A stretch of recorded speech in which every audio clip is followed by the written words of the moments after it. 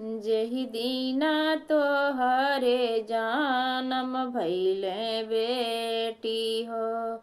भैली भदौआ काली रात जी।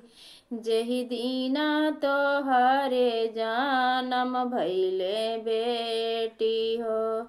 भैले भदौआ काली रात जी। सासु ननदी घरे दिया नाना बारे हो। अपन प्रभु सुते आना चित जी।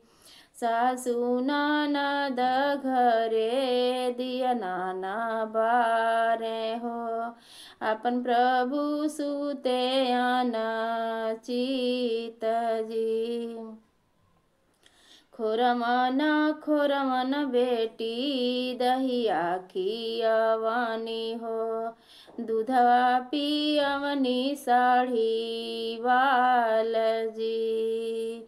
खोरमन बेटी दूधवा पियवनी हो।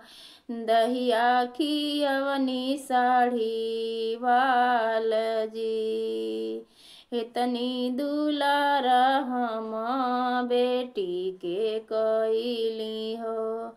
बेटी पराया घरे जाय जी। इतनी दुलार हम बेटी के कैनी हो। बेटी पराया घरे जाय जी। जानत जे रहलू मैया पराया घरे जाई है हो। काहे के कैलू मोर दुलार जी। जानत जे रहलू मैया पराया घरे जाई में हो। काहे के कैलू मोर दुलार जी। जहि दीन तोहरी राहनिया हो बेटी हो। पेड़उला मोर घहराय जी। जहि दीन तोहरी हो रहली रानिया हो। पेड़ुला मोर घहराय जी। मास मछरिया बेटी मन नाही भावेला। दूधवा के कैली जल पान जी। मास मछरिया बेटी मन नाही भावेला। दूधवा के कैली जल पान जी।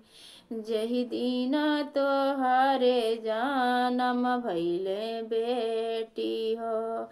रहे भदौआ काली रात जी। जहि दीन तोहरे जानम भैले बेटी हो। रहे भदौआ काली रात जी।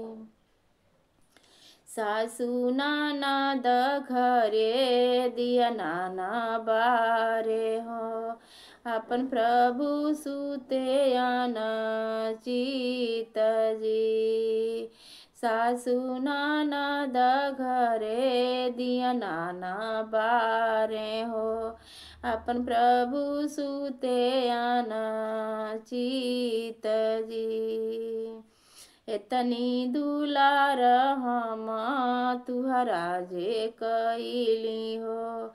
बेटी पराया घरे जाय जी। इतनी दुलार हम तुहरा जे कैली हो। बेटी पराया घरे जाय जी।